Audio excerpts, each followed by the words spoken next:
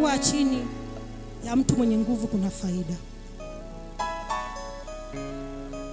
Ukijionea huruma katika kutoa, ukaogopa kupanda mbegu, ukaificha, ile mbegu italiwa na wadudu, itatobolewa, italiwa na panya, afu utakuwa umekosa. Lakini utakapokuwa umeamua kutoa kama kichaa, yani changanyikiwa katika Yesu, changanyikiwa katika kutoa,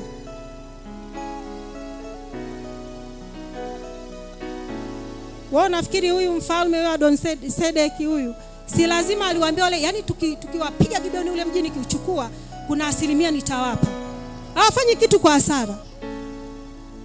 Mpaka wanaamua kufungasha majeshi kuyapeleka, hawafanyi kwa hasara.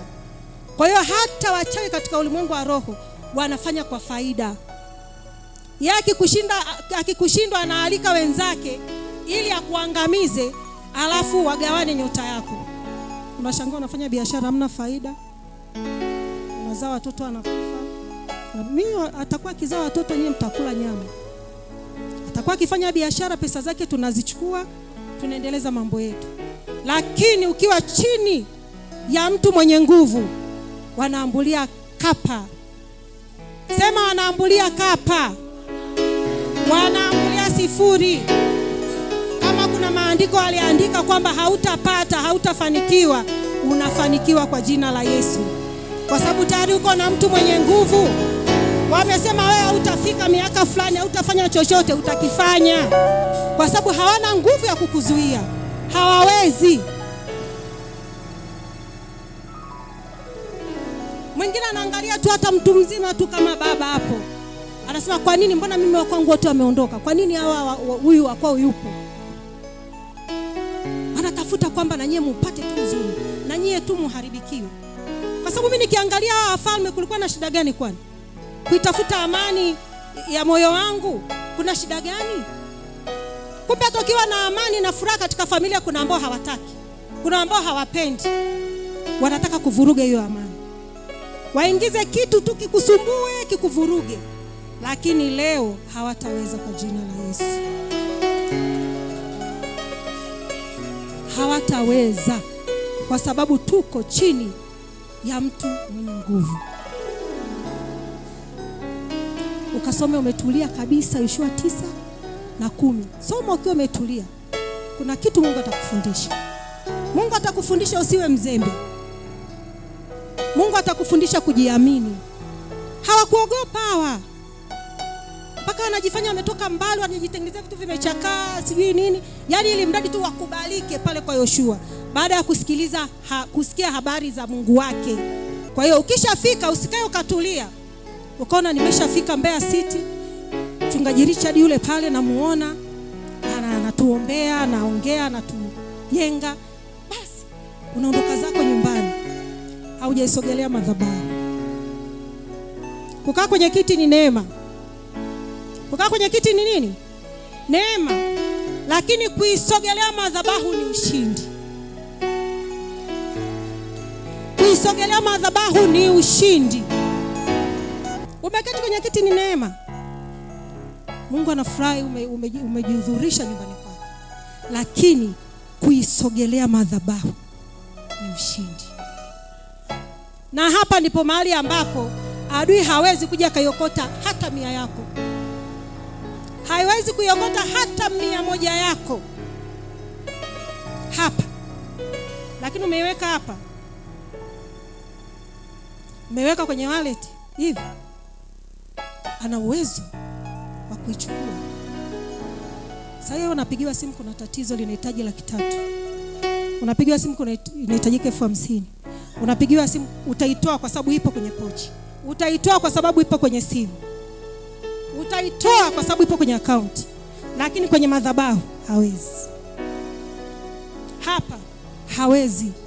Hapa umempiga ngwara. Hapa umempiga ngumi adui. Umempiga makonzi.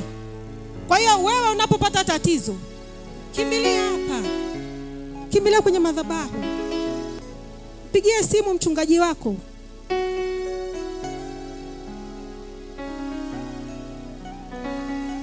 Kutoa ni ngumu nyie. Kutoa ni ngumu. hasa kwa Mungu, hasa kwa Mungu. Lakini ndugu zetu kule kwenye mabao haoni shida. Tena nakwambia kama utaki kunywa pita hivi. Haoni shida. Haoni shida kukesha mpaka asubuhi. Uongo kweli? Haoni shida. Kama anakunywa wewe kunywa, lakini mwambie mimi nipe tu 5,000 nikale nyumbani, anakuambia wewe nenda bwana. Hakupi. Kwa sababu gani? Ana madhabahu yake anaitumikia kule. Kwa hiyo na sisi tufanye vizuri. Usijionee huruma katika kutoa. Hawa Gibeoni kiwasoma unaona ni kitu rahisi, lakini walijisacrifice sana. Walijitoa sana kufa na kupona ili mradi wawe chini ya Yoshua. Wanajua shida ikija yupo atatusaidia. Na ilivyokuja kweli walimkimbilia, hawajachukua maamuzi yao. Mungu akupiganie.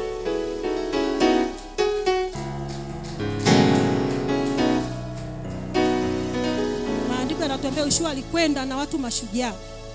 Alikwenda na watu mashujaa. Watu mashujaa chini ya baba yetu ndio sisi. Ndio sisi. Tunapishana tu ngazi, lakini sisi ndio mashujaa. Na yeye anaamini kabisa ya kwamba tupo na hatutamwangusha. Kwa na wewe simama imara.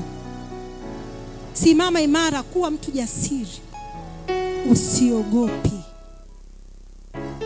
Changamoto zikija zifanye barabara ya lami.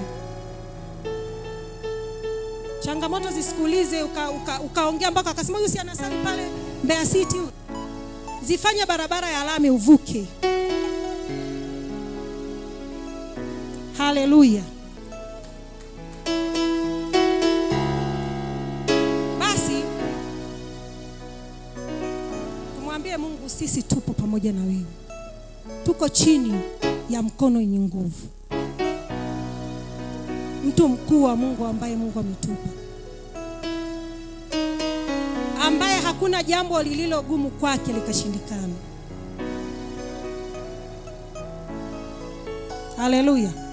Mungu akupe furaha pale ambapo una majonzi. Mungu akupe furaha. Mungu akufungulie mlango wa baraka. Uone mkono wake wenye nguvu. Mungu akupe neema mbalimbali. Mungu awape nguvu vijana. Wawe mfano bora kabisa katika kanisa. Maono yako yasianguke kama kijana. Ukiweka malengo yatimie. Kama mzazi ukiweka malengo yatimie. Upokee afya isiyotikisika ili uwe faida katika serikali tukufu ya ufalme wa Mungu. Magonjwa asikusumbue tena.